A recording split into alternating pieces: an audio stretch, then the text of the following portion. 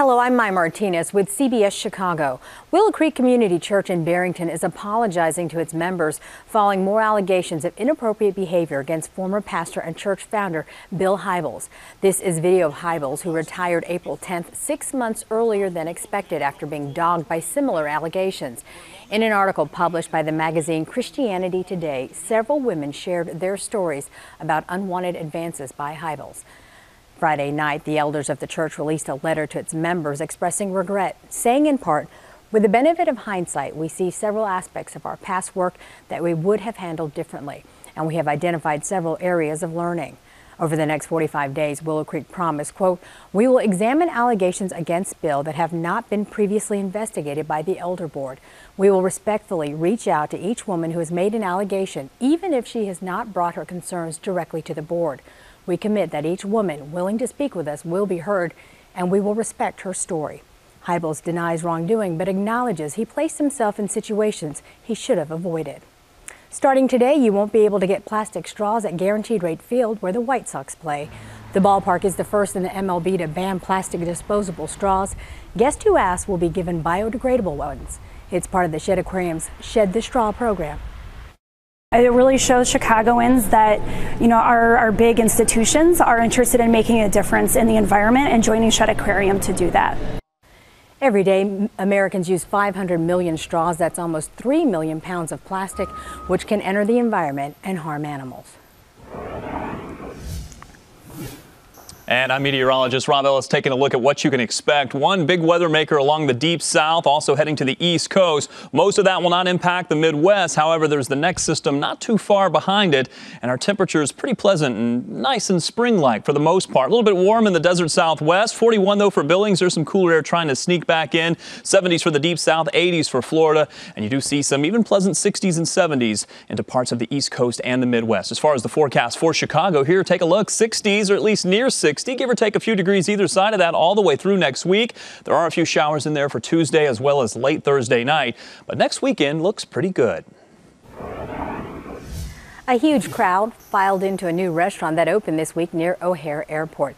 As CBS 2's Rob Johnson reports, it comes to us from three brothers from the Chicago area, including one famous sibling who made a big name for himself in Hollywood. Hello, Mr. Gopher. I'm Bill. Well, in the words of Jean-Paul Sartre, au revoir, Gopher.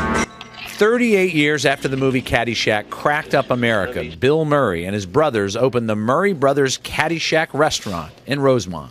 It's most fun to me to see all the pictures of my brothers and sisters and my parents. That's really, that you look at that and you say, oh, that's a life. I mean, the movie posters, that's a career. But the pictures of your family, that's a life. What an incredible Cinderella story. And while Bill Murray is here to promote the restaurant Caddyshack, he's reminiscing about the movie of the same name. But it really had some of the greatest funny people of that time in a movie. I mean, Ted Knight was like a really stupid, funny guy. Bye, Bushwood. Rodney Dangerfield, really? Oh, this is the worst looking hat I ever saw. Well, you buy a hat like this, I'll bet you get a free bowl of soup, huh? We just kept lighting it up. Rob Johnson, CBS 2 News. The Murray brothers actually opened a Caddyshack in Florida back in 2001. So why did it take so long to open another location? Well, they joke that they just don't do things very fast. Heavy but optimistic hearts in the White Sox organization as relief pitcher Danny Farquhar remains in stable but critical condition after passing out in the dugout during Friday night's game. Tests show he suffered a brain hemorrhage caused by a ruptured aneurysm. He's being closely monitored in the neurosurgical ICU at Rush University Medical Center. The 31-year-old fainted moments after leaving the pitcher's mound in the 6th inning against the Astros. Farquhar was on the minds of his teammates as they took the field yesterday. After the game last night, we were thinking about going over to the hospital. Early this morning, we were texting in our group chat, trying to see if we can get over there to see him. Obviously, I mean, that's the most you can do. You can't go over there and help. But yeah, you're more worried about what's going on with him and his family than worrying about this game right now. Even though we have to get ready for it and go out there and play, but tonight's game will definitely be played in, for him and trying to support him and his family. But we can't do too much, here at the baseball field for him. Teams from around the league have sent their best wishes to the team. The White Sox are playing at Guaranteed Rate Field again today.